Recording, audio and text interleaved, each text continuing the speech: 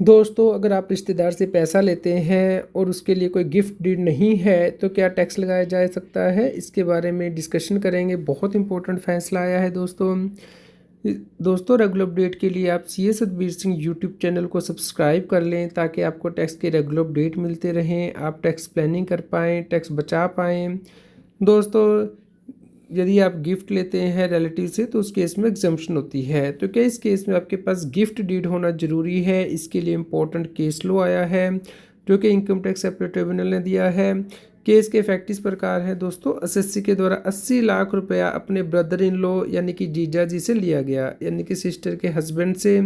दोस्तों, जो फंड है प्रॉपर बैंकिंग चैनल से आया था। जो जीजा जी हैं बाहर रहते थे आउट ऑफ इंडिया, वहाँ से उन्होंने इंडिया में पैसा भेजा। दोस्तों, इस केस में असेसिंग ऑफिसर के द्वारा ऑब्जेक्शन लगाया गया। इस केस में असेसिंग ऑफिसर के द्वारा कहा गया कि आप गिफ्ट डीड दीजिए, तो असेसी ने गिफ्ट डीड दे दी, लेकिन असेसिंग ऑफिसर ने कहा कि डीड तो यूएसए में बनी है, इंडिया में तो कोई डीड आपकी बनी ही नहीं है और इसके ऊपर रिसिपिएंट के सिग्नेचर भी नहीं है, तो इसलिए इसके ऊपर टैक्स लगेगा। दोस्तों, यहाँ पे देखा गया कि ट्रांसफ़र तो वैलिड थी, यानी कि एनआरई के अकाउंट से हुई थी, नॉन रेजिडेंट एक्सटर्नल अकाउंट से आया था पैसा। लेकिन दोस्तों, यहाँ पे डिफेक्ट ये था कि जो गिफ्ट डीड थी वो एग्जीक्यूट नहीं की गई थी इंडिया में और ना ही रिसीवर ने इसे साइन किया था।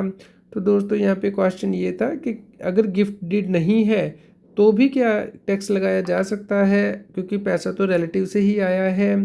तो दोस्तों, इस केस में ट्रिब्यूनल के द्वारा कहा गया कि इनकम टैक्स में कहा गया है कि अगर आप अपने रिश्तेदार से पैसा लेते हैं तो उसके ऊपर कोई टैक्स नहीं लगता। और यहाँ पे रिश्तेदार की जो परिभाषा है उसमें आपके जीजा जी भी आते हैं, तो अगर आप उनसे पैसा लेते हैं तो कोई टैक्स नहीं लगता। तो गिफ्ट डीड का होना ज़रूरी ही नहीं है, क्योंकि इनकम टैक्स एक्ट में कहीं भी नहीं लिखा हुआ कि आपको गिफ्ट लेने से पहले गिफ्ट डीड बनानी होगी। तो दोस्तों, इस प्रकार अगर बैंक रिकॉर्ड प्रोवाइड कर दिए गए हैं कि जो गिफ्ट है वो जीजा जी से ली गई है और जो सोर्स ऑफ फंड एक्सप्लेन कर दिया गया है, तो गिफ्ट डीड की रिक्वायरमेंट नहीं है। तो दोस्तों, ये बहुत इंपॉर्टेंट डिसीजन है, क्योंकि अक्सर एसएससी पूछता है कि सर मैंने अपने रिश्तेदार से पैसा लिया है, क्या मुझे गिफ्ट डीड बनानी होगी। मैंने अपने माता पिता से पैसा लिया है, तो दोस्तों गिफ्ट डीड ज़रूरी नहीं है।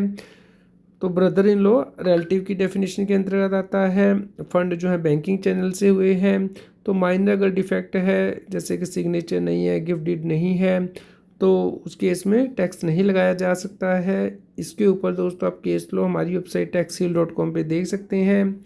इसका लिंक मैंने वीडियो के डिस्क्रिप्शन में भी दे दिया है, तो आप इसे ज़्यादा से ज़्यादा लोगों तक शेयर करें ताकि उन तक ये जानकारी पहुंच पाए और वो इनकम टैक्स की कॉम्प्लायंस कर पाएँ, पेनल्टी से बच पाएँ।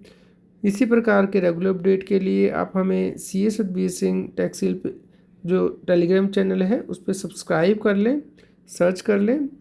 और दोस्तों, व्हाट्सएप के लिए QR कोड स्क्रीन पे दिया गया है, कृपया लाइक करें और शेयर करें ताकि ज़्यादा से ज़्यादा लोगों तक ये जानकारी पहुंच पाए। और अगर आपका कोई क्वेश्चन हो तो आप हमें नीचे कमेंट करके ज़रूर बताएं।